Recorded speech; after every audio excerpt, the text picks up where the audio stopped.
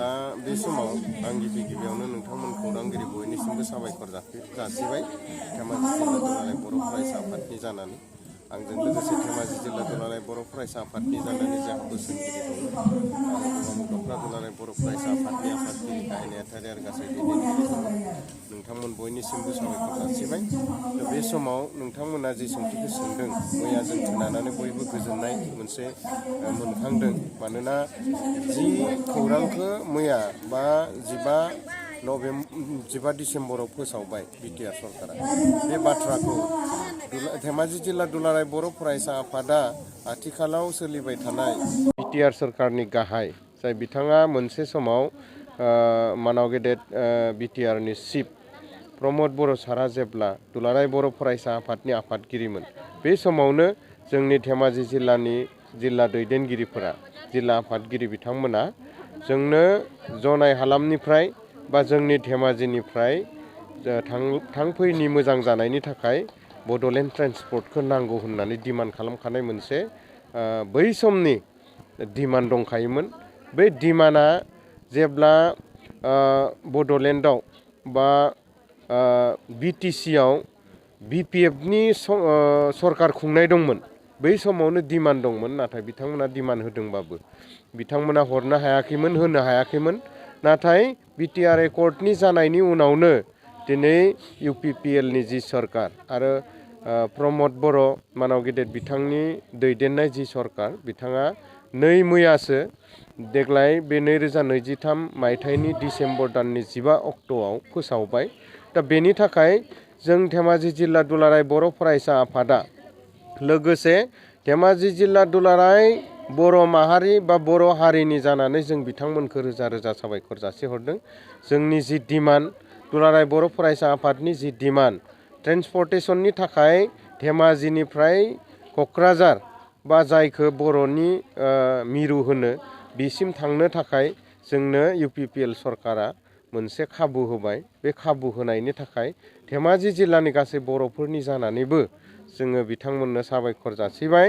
बिटिआरनि चिफ प्रमद बर' सारनिसिम बिटिआरनि deputy chief Gobinda Chandra Basumatary बिथांनिसिम आरोबाव जों साबायखर जासिबावनांगोन ट्रेन्सपर्टेसन इएम जोंनि रनेन्द्र नार्जारी बिथां सारनिसिमबो जों जासिबाय आरो बिटिआर सरकाराव आथिखालाव थानाय जेसेबां दैदेनगिरिफोर दङ बिजाथिफोर दङ बिथांमोन गासैनोबो जोङो साबायखर जासिदों धेमाजि जिल्ला दुलाराय बर' फरायसा आफाद आरो धेमाजि जिल्लानि रायजोफोरनि जानानै जोंनि गोबाव समनि मोनसे जि दाबि बे दाबिखौ बिथांमोना मैया एनाउन्समेन्ट खालामना होबाय आरो बिथांमोना बुंदों फैगौ समबारनिफ्राय बेयो थारैनो खारनाय जागोन आरो जों बै समसिम माने बांसिन गोजोननाय मोनगोन जेब्ला जोङो नुगोन। दिनैनो जों फोसावबाय जे जोङो फोसावदोंबो लोगोसे बिथांमोननोबो जों साबायखरखौ जासिहरदों। दा जोङो गोजोननाय मोनदों खोब मोजाङानो जादों। खाबुखौ गासै धेमाजिनि रायजो राजाफोरानो मोनगोन आरो मोननांगोन बे खाबुखौ होगोन। आरोबाव बे समाव बिथांमोना मोनसे खोथा फोसावदों जे बियो धेमाजि सिमेन्ट सापरि माने धेमाजि सिमेन्ट सापरिसिम होननानै जों दुलाराय बर' फरायसा आफादनि जानानै जोङो बर'फोर मैखोमै थानाय जनायसिम जों बिगोन।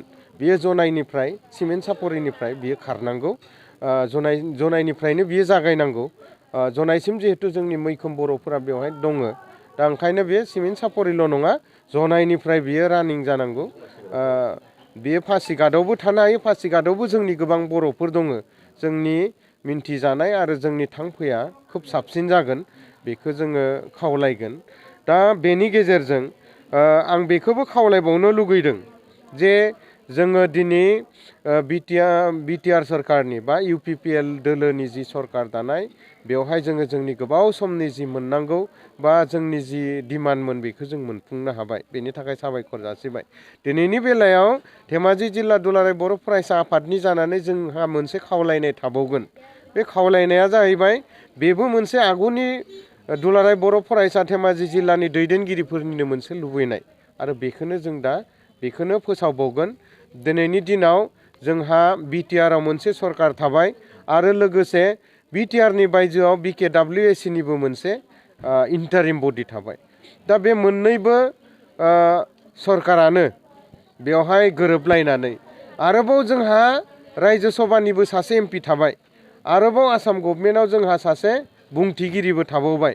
दा बेनि गेजेराव आरोबाव जोंहा दुलाराय बर' फरायसा आफाद दङ मिरुनि आरो मोनसे माहारियारि आफाद दङ जायहा सिगनेटरिस UBPO सेन्ट्रेल UBPO मोनसे थाबावबाय आरो गोबांथार जोंनि माहारियारि आफादफोर जोंनि सरकारफोराव थानाय पलिटिक्सआव थानाय गासैबो मोनसे ज' जानानै जों धेमाजि जिल्ला दुलाराय बर' फरायसा आफादा बेखौनो खावलायगोन जे ज' जालायनायनि गेजेरजों जों दिनै नुवाखै गोबां बर'फोरानो जे जोंहा जोंनि बर' बिमुंजों होनाय गंसे ट्रेन दङ आर'नाइ ट्रेन होननाय।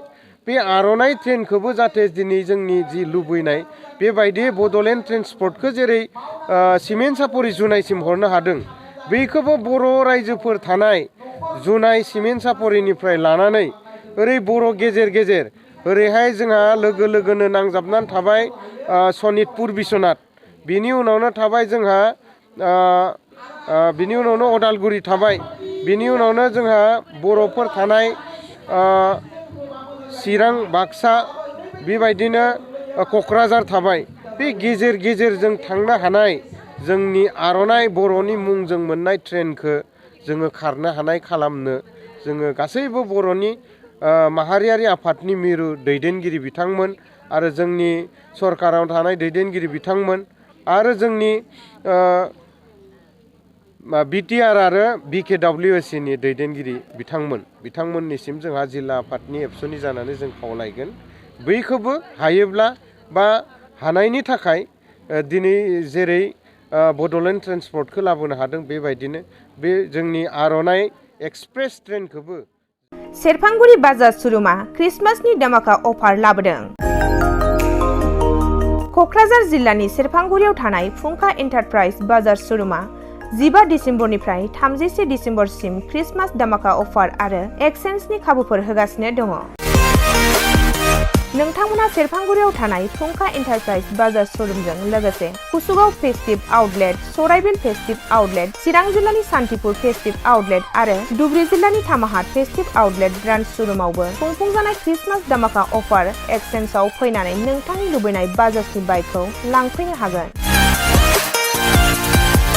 बाजाजनि बाइक सालायनो मोजां मोनग्रा रायजो राजाफोरनो फुंखा एन्टारप्राइज बाजार श'रुमा लोगोसे मोजां अफारफोरबो लाबोदों। बेफोरनो जाबाय 90% लन, गंनै हेलमेट फ्रि, केस होनानै बाइक बायगिरिफोरनो 1000 रां केसबेक हरफिननाय जागोन आरो क्रिसमास दामाका अफार एक्सचेन्जजों लोगोसे बाइक बायगिरिफोरनो गांसे ब्लेंकेट फ्रि हरफानाय जागोन।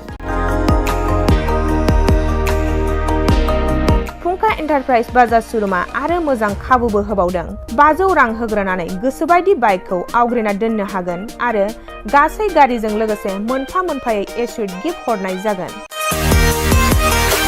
आबुङै मिथिबावनो थाखाय 8158722656 आरो 9101547892 जानबुं नम्बराव खौरां लाहरनो हागोन।